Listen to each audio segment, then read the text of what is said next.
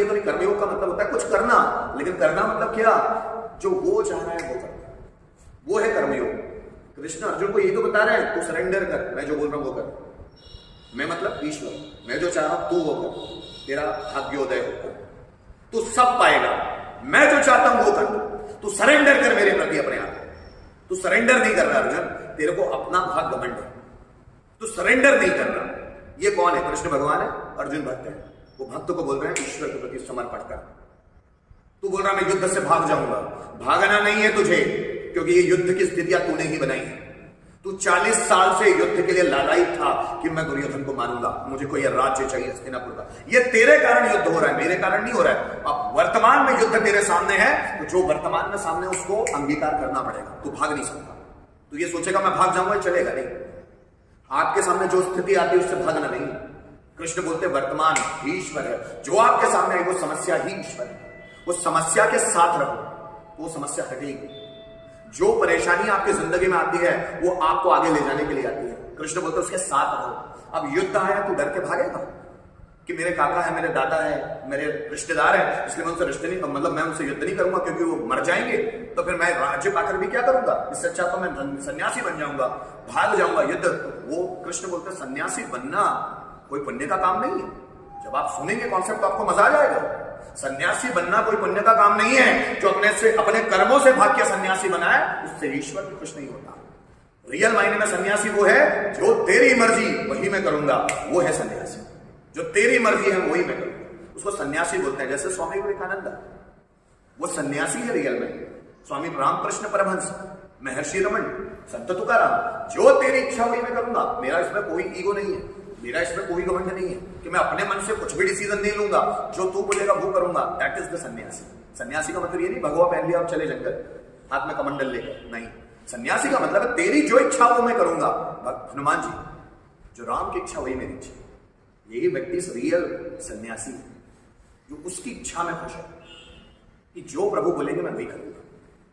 मेरा तो कोई हनुमान का कोई लक्ष्य नहीं है, मैं आपको बार बार बोलूंगा कोई लक्ष्य नहीं है, पर वो जो भी काम करते हैं महानता के परचम पे पहुंच जाते हैं।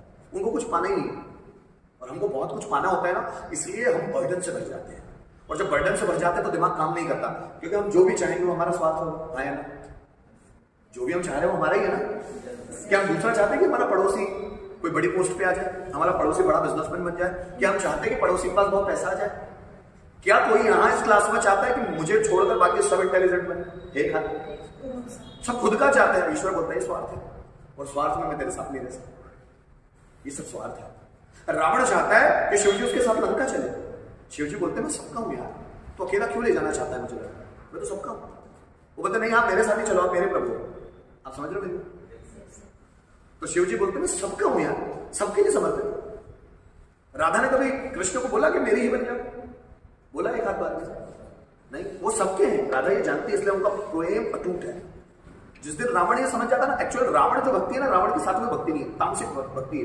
वो लोगों का नुकसान करने के लिए शिवजी को पसंद करना चाहता है। ताकत क्यों पाना चाहता है? लोगों का नुकसान करने के लिए। और कुछ लोग ताकत पाना चाहते हैं समाज कल्याण के लिए। हनुमान जी, दोनों में फर्क है। रावण है जो शक्तियां पाना चाहता है सबको हड़पने के लिए, सबको नीचा दिखाने के लिए, सबको दबा कर रखने के लिए। और हनुमान जी जो पावर्स पाना चाहते हैं समाज के कल्याण के लिए।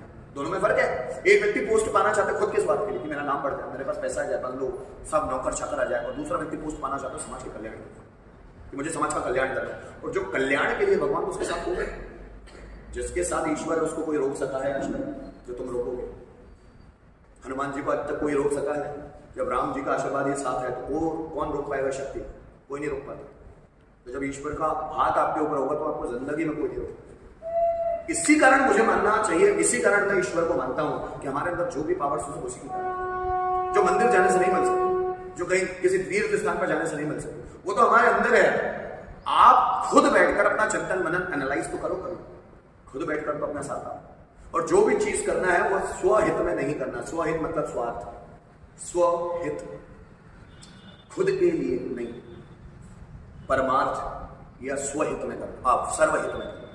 परम अर्थ, सबसे बड़े अर्थ में करना, सबके लिए करना है, या सर्वहित में करना, सबके हित के लिए करना है। इसलिए बोलते हैं सर्वे भवन्तु सुखिनः, सर्वे सन्तु निरामयाः, सर्वे भद्राणि पश्यन्तु मा कश्चित् दुःखभाग् भवेत्। वही व्यक्ति सबसे ज्यादा खुश होगा जो सर्वहित में करता है, जो